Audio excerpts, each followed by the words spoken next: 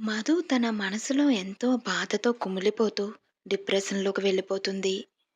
ఇలాంటి సమయంలో ఆమెకు కావాల్సింది ఓదార్పు. తన మీద తనకే ఆత్మగౌరవం కలిగితే మళ్ళీ మామూలు మనిషి అవుతుంది మధు.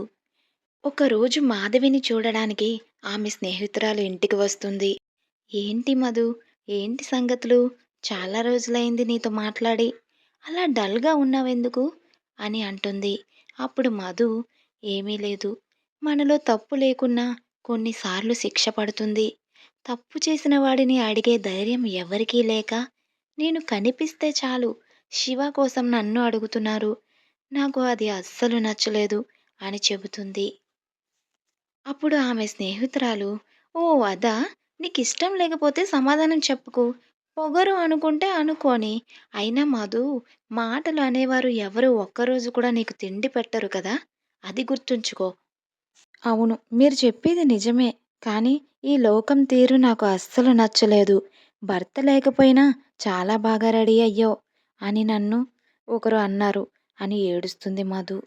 మధు, మాకన్నా నువ్వే బాగా రెడీ అవుతావు. నిన్ను చూస్తే ఇన్ని కష్టాలా అంటే ఎవరు నమ్మరు. అదే మాటకి నువ్వు బాధపడ్డావంటే మళ్ళీ మళ్ళీ బాధ పెడుతూనే ఉంటుంది ఈ లోకం. ఒక్కసారి తిరిగి నువ్వు సమాధానం చెప్పి చూడు మధు, ఎలా ఉంటుందో అని ధైర్యం చెబుతుంది. ఒకటి గుర్తుందా మధు? నీకు ఊహ తెలిసినప్పటి నుండి నువ్వు ఇలాగే రెడీ అవుతావు. ఇప్పుడు నీ లైఫ్ బాగోలేదని నువ్వు మారిపోవు కదా! శివ వదిలి వెళ్ళిపోయాడని చిరిగిన బట్టలు వేసుకోలేవు కదా! ఎవరి ఇష్టం వారిది మధు. ఒక్కొక్కరు ఖరీదైన బట్టలు కట్టినా అందం రాదు. ఒక్కొక్కరు తక్కువ ఖరీదులో చీర కట్టినా చాలా అందంగా ఉంటారు. అది కేవలం దేవుడు ఇచ్చిన వరం. వారు ధరించే ఆభరణాల కన్నా వారి ముఖంలో చిరునవ్వే గొప్ప ఆభరణంగా కనిపిస్తుంది. మధు, నువ్వెంతో ధైర్యవంతురాలివి, తెలివైన అమ్మాయివి. కానీ నువ్వు ఇలా డల్‌గా ఉండిపోతున్నావెందుకు? మంచి సైకాలజిస్ట్ దగ్గరికి వెళ్దాం. నీ బాధను అతనికి చెప్పు. ప్లీజ్ మధు, మా కోసం మళ్ళీ మామూలు మనిషి అవుతావని కోరుకుంటున్నాను అని బాధపడుతుంది. అంతలోనే అక్కడికి శివ స్నేహితుడు శ్రీకాంత్ వచ్చాడు. ఏంటి మాధవి గారు, ఎలా ఉన్నారు? నిన్ను ఇలాంటి పరిస్థితిలో చూస్తాను అని కలలో కూడా అనుకోలేదు మధు. నువ్వు మళ్ళీ మామూలు మనిషి కావాలి. లేదంటే నీ బిడ్డ పరిస్థితి ఏమవుతుంది? నీకు శివాకి తేడా లేకుండా పోతుంది. ఒక్కసారి ఆలోచించు. చూడు మధు, నువ్వు లోకం తీరు నచ్చలేదు అంటున్నావు. మనమేంటో మనకు తెలిసినప్పుడు మూర్ఖులకు వివరించాల్సిన అవసరమే లేదు. ఎందుకంటే వారికి మంచికి చెడుకు తేడా తెలియదు కాబట్టి.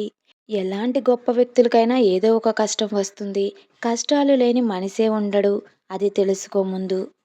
హే మధు, వ్యక్తిత్వాన్ని వదులుకొని మరీ బంధాల్ని నిలబెట్టుకోవాల్సిన అవసరం లేదు. మనల్ని మనలా ఇష్టపడిన వారు మనతోనే ఉంటారు. నచ్చని వాళ్ళు ఎప్పటికైనా వదిలి వెళ్ళిపోతారు. ఇదంతా దేవుడు ఆడించే ఆట మధు. దేవుడు ప్రతి ఒక్కరి జీవితంలో ఏదో ఒక పరీక్ష పెడతాడు. మనం దానిలో ఆలోచించి విజయం సాధించాలే గాని మనమేంటో నిరూపించుకోకుండా ఓడిపోకూడదు కదా! అని చెప్తాడు శ్రీకాంత్.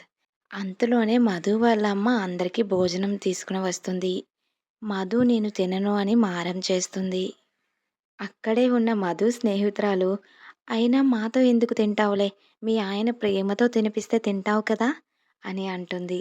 అప్పుడు మధు నవ్వుతుంది. చాలా రోజుల తర్వాత మధు ముఖంలో నవ్వు కనబడుతుంది. అప్పుడు శ్రీకాంత్, "ఆ మధు, అలాగే నవ్వుతూ ఉండు. నువ్వు నీలాగే ఎప్పుడూ సంతోషంగా ఉండాలి. నీ నవ్వు చూసి సమస్యలన్నీ పారిపోవాలి. మేము కోరుకునేది నీ సంతోషమే మధు" అని అంటాడు. అప్పుడు మధు, "అవును శ్రీ, నువ్వు చెప్పేది నిజమే. ఇలాంటి పరిస్థితిలోనే తెలుస్తుంది కదా ఎవరు మనవాళ్ళు, ఎవరు పరాయి వాళ్ళు అనేది. మీలాంటి స్నేహితులు దొరకడం నా అదృష్టం. ఒంటరితనాన్ని కూడా ఒక్క క్షణంలో మాయం చేసేశారు. మీతో మాట్లాడడం వల్ల నా మనసులో ఉన్న భారమంతా పోయింది. ఇప్పుడు నేను చాలా సంతోషంగా ఉన్నాను" అని అంటుంది మధు. అప్పుడు శ్రీకాంత్, "మధు, కోపం పడను అంటే నీకొక విషయం చెబుతాను" అని అంటాడు. "ఆ! చెప్పు శ్రీకాంత్" అని అంటుంది మధు. "మధు, ఈరోజు ఈవినింగ్ శివ వస్తున్నాడు. మరి నీ మనసులో ఉద్దేశమేంటో నాకు చెప్తావేమో అని అడగడానికి వచ్చాను" అని అంటాడు శ్రీకాంత్. "నిజమా?" అని అందరూ ఆశ్చర్యపోయారు. "అవును మధు, నువ్వు విన్నది నిజమే. నీతో చెప్పడానికి భయపడి నన్ను పంపించాడు.